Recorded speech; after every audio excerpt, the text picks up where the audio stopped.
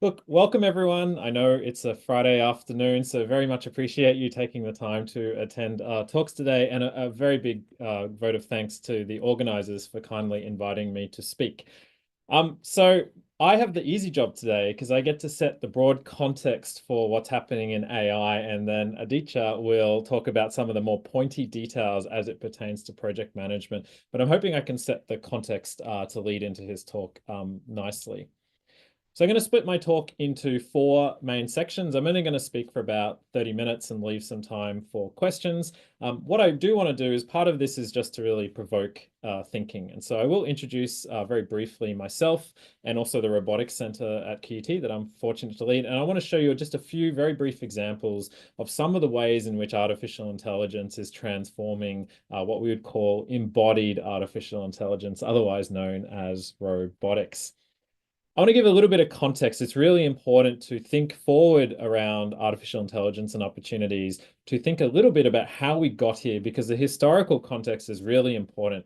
If you talk to some of the more senior experienced people in this field, they'll talk about AI being really hot in the 1980s, for example. And so understanding a bit of that context is really important to interpreting the future and some of the opportunities.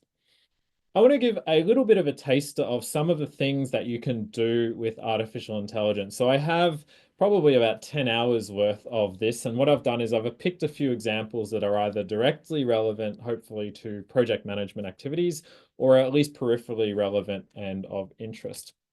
And then I want to wrap up the talk by talking about some key, I think, general principles and insights for thinking about and using AI or choosing not to use AI in some examples. I also want to clarify my intended role here. So I am a professor, but I spend a lot of my time doing outreach and education around transformative technologies like AI, like robotics, like autonomous vehicles.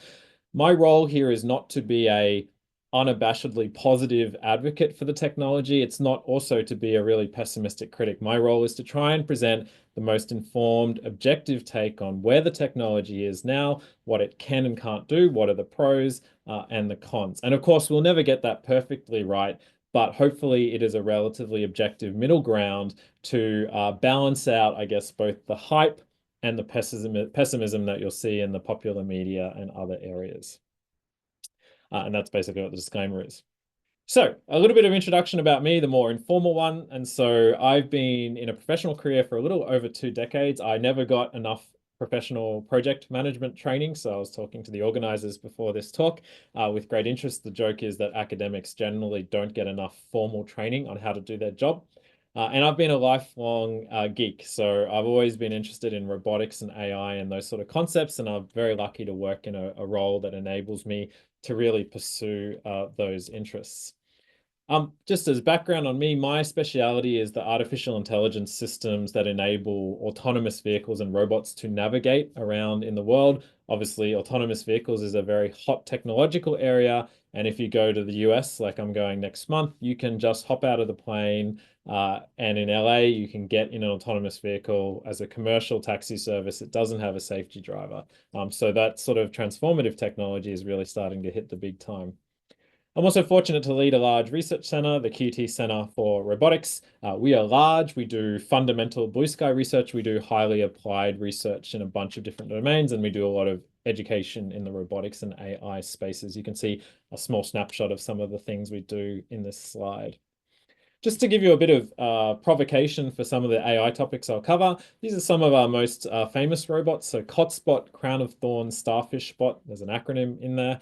It was a robot designed by Matthew Dunbarton and his team, which was designed to patrol areas like the Great Barrier Reef and use AI to detect this crown of thorns starfish, which you can see at the bottom of this slide, and neutralize it with this very, very big syringe. This is a role that divers traditionally did. Divers need to breathe.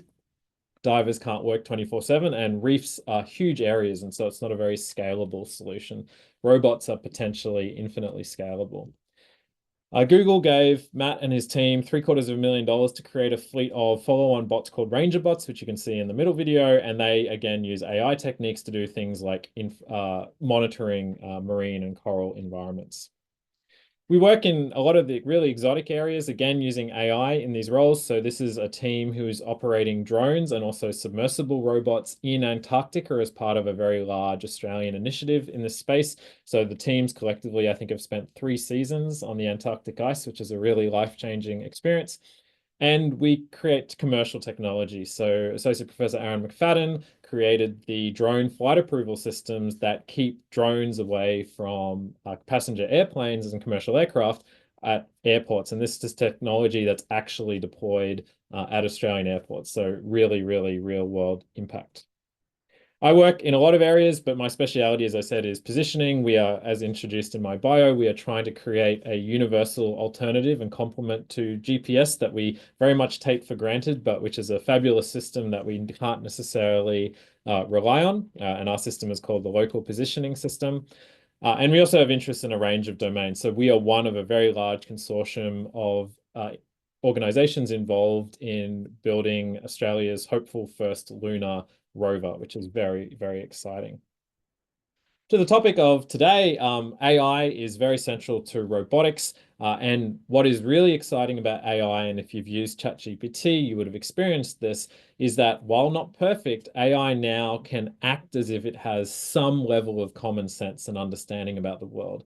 And so if you pair this with robotics, so this is work led by a number of researchers named at the bottom of this slide in our center, you can tell a robot something like, place something healthy on Peter's desk. You can see this in the text at the bottom. And the robot will be able to understand and interpret that. And that is, while very easy for a human, is transformative for robotics. We really haven't been able to do this before. Like healthy, what does healthy mean? Is healthy a food? Is healthy jumping on a treadmill and doing some exercise? Where would I find something healthy? Who is Peter? Where can I find Peter? What does place something on a desk mean? All of these things are things we do very easily, but which have been very hard until recently for robots. And if you haven't seen it already, I'll just show you one video of a humanoid robot. This is from Figure AI, which is showing some of this capability. It's about a 1.5 minute video. Hey, Figures, can you come here?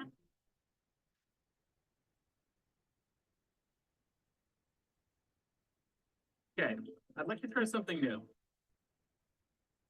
Even though this is the very first time that you've ever seen these items, I'd like you to use your new Helix AI and try to reason through where you think they belong in the scene, and then work together to put them away.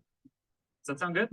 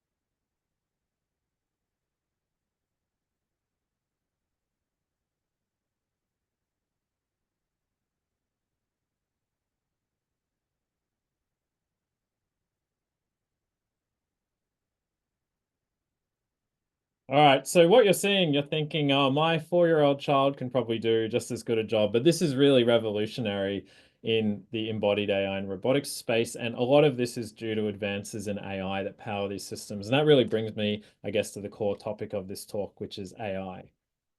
So, brief history. AI has been a concept in religions and mythology for millennia, but modern AI really started in the early 20th century. So we've had it around as a concept, a technical concept, for a little under a century, which is a long time.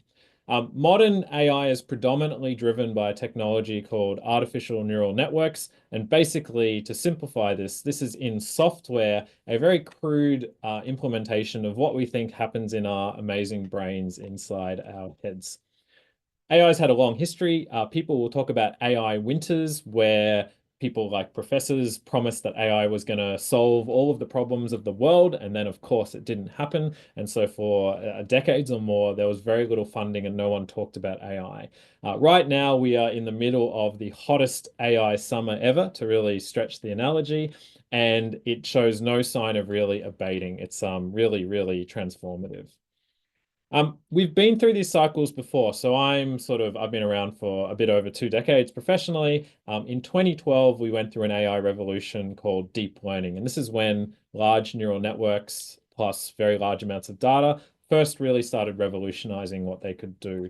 But the revolution that we've seen as ChatGPT popularized large language models and all these more recent AI systems in the last 2 or 3 years is really an even bigger revolution, arguably. Data and compute have been the catalysts of this, so powerful computers and the fact that the internet is full of amazingly rich data to train these systems. But it's important to note that even before ChatGPT, which is really when everyone started talking about AI, the capabilities were pretty impressive. They were doing paintings, they were doing phone calls for us. It's just that they're much better and more capable now than they were a few years ago. Right now, AI is very topical because it's entered the education space and the general corporate space. Everyone knows about AI, everyone talks about AI. We've never seen AI as a concept that is talked about by so many people at such a regular intervals. And it's obviously politicized to some extent. It's geopolitically sensitive because it's potentially a world power making technology. So it's really, really big what's happened. And I should update this slide to over the last 3 years because it's now 2.5 years since ChatGPT was released. Why is this different? So isn't this just the same as what we've seen before? Well, it's different from my perspective because it is simultaneously affecting a much larger percentage of professions and people and to a deeper degree than it has in the past. Most technological revolutions before have been very disruptive, but to a specific, relatively constrained sector of society. And you can see that even things as simple as ChatGPT, have revolutionized or at least affected a large range of professions. It's not just affecting one or two niche professions. And that's the real point of difference now to past revolutions in AI. And this is both an opportunity and a disruptive threat. Evidence is really important. When ChatGPT first came out, and ChatGPT is just the front, it's the sort of front end of all these very powerful modern AI systems. Sometimes people use those terms interchangeably. But it's been around long enough that people have been using these tools and doing actual proper scientific studies on how people use these systems and what their effects are. And this is perhaps particularly relevant to a sector like project management. So some of the early studies showed that the benefit from having such a technology was inversely proportional to how skilled you were. So the most skilled, experienced workers got the least benefit, although they got some benefit still. And the least skilled entry-level workers got the most benefit. Interesting things like it managed to shorten companies' in-house training schemes from, say, 6 months to 2 months while still attaining the same level of competence. There's also interesting to compare how people use them. And so this is really at the top end of town. This is a study done on Boston Consulting Group workers. And some people use AI all of the time, whether it's a good idea or not. And some people use it selectively. Again, sometimes usefully and sometimes not so usefully. So there's lots of evidence out there, so we don't have to speculate so long. So Your attention, 1 second. they're carrying out testing to the fire system. Please disregard all tones and alarms. This is a test only. All right, this will just be a very short disruption. I'll keep going in the gaps. It will be only momentary.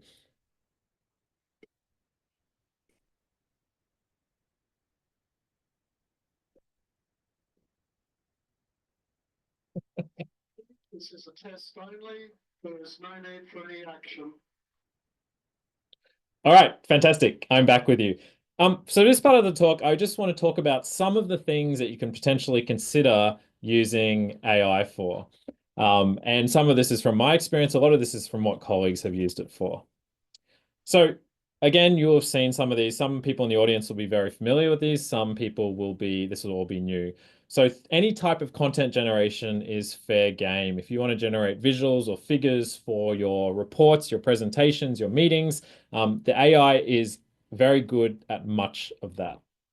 And you can integrate it with tools. And I'm not advocating for any particular tool, but I use Canva, and Canva itself and other software and cloud software have inbuilt AI tools. And this makes your problem of generating things like reports or minutes much, much easier and much, much quicker. The technology is changing too. So this is what you'd call a multi-panel schematic or figure. It's got multiple panels and it's got text on it. A year ago, these systems really sucked at generating text, and a year ago, they really sucked at generating multi-panel figures. They're not perfect now, but they've improved huge leaps and bounds. And so this is one of the reasons to keep checking back in occasionally with the technology, because what you were disappointed by it not being able to do a year ago, it might now be able to do very well. And this is a general truism about using AI. This is one of my favorite examples. This is now like over a year old. This is video generation from a prompt. So these are just simple text prompts in a few sentences, and the systems are able to generate videos that are pretty much indistinguishable from the real thing. And they're now substantially better than what you're seeing here. So again, if you're doing a video showcase for a project, this is something you can potentially get access to. Again, these are some of the cherry-picked best examples. It won't always work this well, but it is really, really exciting what you can do. Marketing, any sort of writing. So writing, content generation, minutes, promotion, comms, marketing releases, all that sort of stuff, especially if you know what you want it to do and can give it detailed instructions. These systems are very, very capable of doing this. And you don't even have to buy anything. You can try the free versions of things like ChatGPT and find out for yourself whether you think it's going to add to your workflow, or use Copilot if you have a license for that in your organization. If you're promoting your work or showcasing it, or you want to do some internal morale rising sort of videos, there are lots of content creation things like music. You can become a music creator. So this is an example. I'll just play a few seconds of a video showcase that I created. So I'm editing the video, but I'm using AI generated music as the back end. I'll just play a few seconds.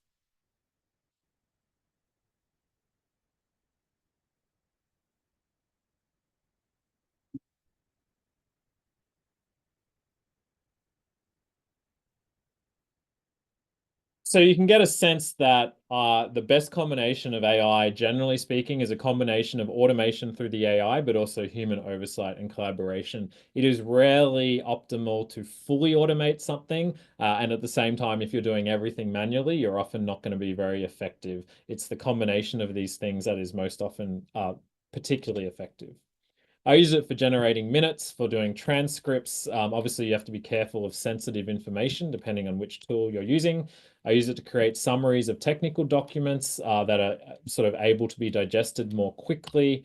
You can use it to edit videos. So this is a video of one of our autonomous vehicle experiments. There wasn't originally a red car in this video. It was just the green line. And so you could use AI tools to quickly modify a video like this to create just the visual that you wanted to showcase something that you want to talk about. It's good for finding information as long as you are also somewhat of an expert in the domain that you're trying to find information for. If you know nothing about the domain you're searching for information for, you run the risk of it hallucinating. People talk a lot about this, where it will just make up information that sounds really plausible and sounds like it makes sense. And because you don't know the field, you will have no means of determining when it's telling the truth and is accurate and when it's not. And so this is one of the widespread, well talked about problems with AI systems, is this hallucination problem. There are mitigations, there are ways to get around it. It's not a ends or usage of AI, but it's definitely a problem you should keep in mind. If you want to test things, perhaps there's some sort of prototype, or you're interested in something in a project, you can prototype up a lot of sort of experiments or investigations very quickly in these AI environments, especially the ones that can take video as input, can take imagery as input, can take documents as input. You can do a lot of exploration here, and you might not need to actually rely on a teammate or colleague. You might be able to do it entirely yourself, iterating with the AI. very good for rapid prototyping. This is probably a little bit outside of some of the project management, although I understand a lot of the audience is in research or academia or technical fields. This was early prototyping. This is something I literally did last night. I took a photo of my car. It's the really awesome Toyota Yaris on the left. I ran it through a program. That program created a 3D image from just the single photo. So obviously it's guessing what the behind of the car looks like based on general knowledge. And then I was able to 3D print it on a cheap 3D printer at home that I just got. And so these AI technologies as part of your overall workflow really unlock all sorts of things that just would not have been possible. I didn't have to do any CAD. I just downloaded an app. It made everything very, very accessible to me. Coding, this isn't a technical talk, so I won't talk much about coding, but coding, programming, even writing scripts in Visual Basic or any of those environments, these systems are incredibly useful for helping you or your colleagues work in these areas. Probably one of the sweet spots for these tools. Grant writing. So I put grant writing because I come from an academic background, but this equally applies to project report writing. It applies to applying for tenders or responding to tenders, any sort of written document, especially ones that are meant to be persuasive in some degree. I've found that these systems, whether you're writing a report or a grant or a proposal, they work best when you are already proficient at writing that type of document. If you don't know what you're doing, it will help, but you also have problems because you don't know when it's doing a good job or when it's mucking up. And this is sort of analogous to working with an intern. If there's an experienced supervised person working and supervising that person, it's fantastic. But if you had an intern supervising an intern, you might not be able to guarantee the quality of the work that came out. It's very good at nuances and tone. If you have a manager or a supervisor you really don't like, you can get the ChatGPT system to write passive-aggressive versions of your emails, which is a lot of fun as a cathartic sort of thing that I don't recommend you actually send. But it's not so good at writing something from completely from scratch. Again, especially if you don't know what you want it to do. These are just some examples of prompts and really demonstrating that you can give it very nuanced, sophisticated instructions, and it's very good at delivering and modifying your documents in that way. So maybe you want to make a document slightly more positive or slightly more negative or slightly more cautious in tone. This is where these systems particularly shine, especially if you've already got the initial draft of the document. So this is an example, I won't go into much detail, where I was able to go from nothing to a fully submitted substantial grant in 45 minutes flat.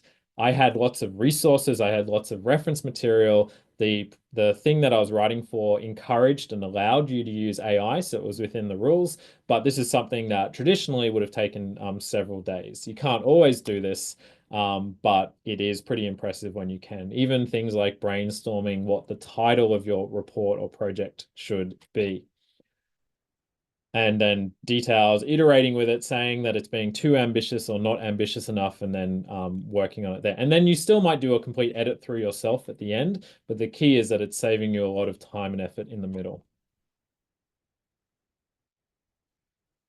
I want to show a couple of ways of working. So these AI tools have really opened up new ways of working and where you work and how you work. So again, I'm not going to play these entire videos, but you're going to see videos from a year ago or so of me using these AI assistants to do research and to do prototyping or think through some things. So the first one is some prototyping. I'll just play a little bit of it.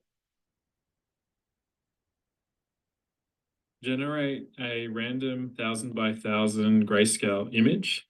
Take the top left corner 100 by 100 pixels square, use that as a template and run a cross correlation of that template against the original 1000 by 1000 image and visualize the output as a heat map. So this is me in my bedroom. I don't normally work in my bedroom, but this is just an example of how you can do this stuff on the fly. I don't need a computer. I don't need a coding environment set up. I can do stuff on the fly just via my phone and generate results. Obviously, very complex projects, you couldn't do this, but simple ones, you can do it very quickly. The peak. This is an example of doing research on the fly. So I was doing research, I think, for a talk or a grant. And again, this is research in an area where I'm already an expert. I'm interested in the history of flying cars. Can you tell me a little bit about them?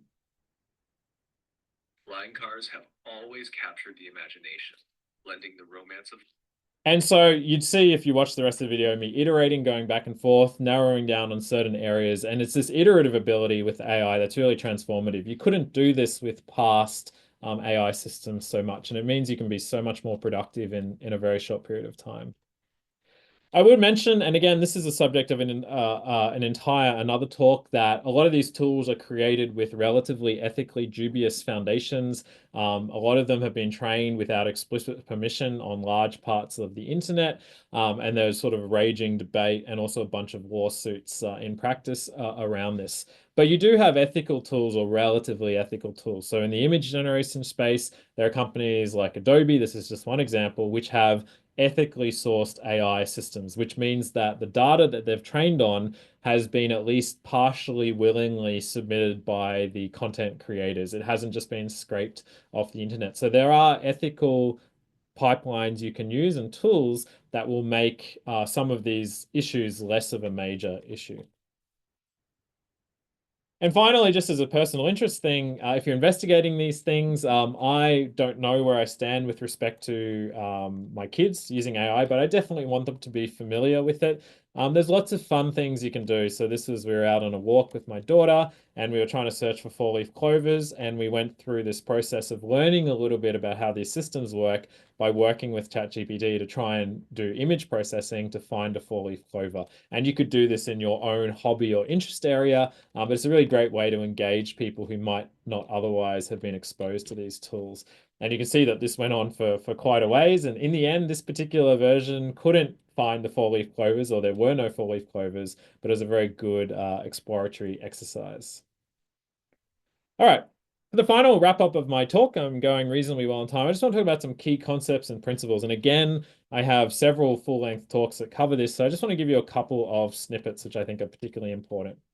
So first of all, if you're a manager or a relatively senior leader, the assess, plan, change cycle that you're using or have been using in the past doesn't really work for modern AI because it's changing so fast.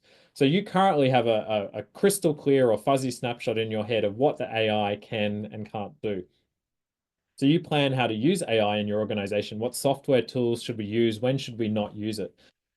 The problem is you won't know everything about how all the AI tools work, and you won't also know all the downsides to the AI because it's so new. It hasn't been fully tested yet, but if you wait the years it takes to fully test it, you may feel like you're going to fall behind uncompetitively. And then changes will come, AI limitations will be overcome, new shortcomings of the AI will be revealed. And so there's this cycle. And this cycle you can't do once every 5 years or even once every 3 years. This is a cycle that, while exhausting, needs to be done relatively continually. And that is very different to how we've dealt with technological changes in the past, at least in terms of timescale. You'll hear all sorts of analogies. So people were talking about these systems being just like a calculator, or in the old days, people said the creative jobs are the ones that are most protected from AI. And obviously, that particular statement has been turned on its head by recent advances in AI. So these analogies are very useful at an entry level, but don't rely on them too heavily because at some point, the analogy stops making sense or even is perhaps counterproductive. So they're useful up to a point. If you're in an organization or even as an individual, this is really the AI play triangle to being effective. You have data, you have compute, and you have talent. So talent is both how effective your talent is with AI, but also how much deep domain expertise you have, because domain expertise can compensate for not necessarily having billions of dollars to throw at AI. Same with compute. How much computational power do you have, and how much data? Data is perhaps the most important one. If you have unique data central to your organization's purpose, that gives you a huge advantage, even if you don't have the best and biggest AI models. A big one is, how do you know when to trust AI? So I would say, first of all, traditional experts have a huge advantage. So if you have an expert who can do everything manually, but they're using AI to enhance their productivity, they have a huge advantage because they can glance at what the AI does and immediately tell what it's doing right and what it's doing badly, and they can iterate extremely quickly. A beginner does not have that capability. They can't vet the output, and that makes them much less effective in iterating with the AI. I would also mention that this is a huge area for research still. So we do a lot of research in this area, in areas like autonomous vehicles and surgical robotics, safety critical domains. where you really want to know when and how much you can trust AI systems. And this is by no means a solved or even remotely solved problem at the moment. In terms of how you go about your personal AI journey, the way I like to talk about it and also contrast the varying experiences with AI, because I have colleagues who love AI and I have colleagues who hate AI and everyone in between, is if you are a checklister, if you look at the 78 professional things that you need to get done today and you force AI to try and do all of them, you will get really frustrated because the AI will not be able to do a subset of them. And if you persist, you'll just get more and more frustrated. So I would not advocate that way of going about things. It does not solve all problems equally at this current time. I like the explorer analogy. This takes a little bit more time, but basically this is playing with AI, exploring its possible usages in your domains and opportunistically leveraging it where it seems to work really well. And then the rest of the stuff, do it the old way, do it the manual way until a new AI tool comes along that can maybe do that job better. So I really like the explorer mindset where you're being more opportunistic about AI usage. Finally, if you want to hear more about some of these topics, I run a channel and coaching series called Hacking Academia. If you just Google it, you can find it. There's a lot of videos on AI usage and AI tool usage. And I am pretty much on time, so fantastic. And thank you very much for your attention.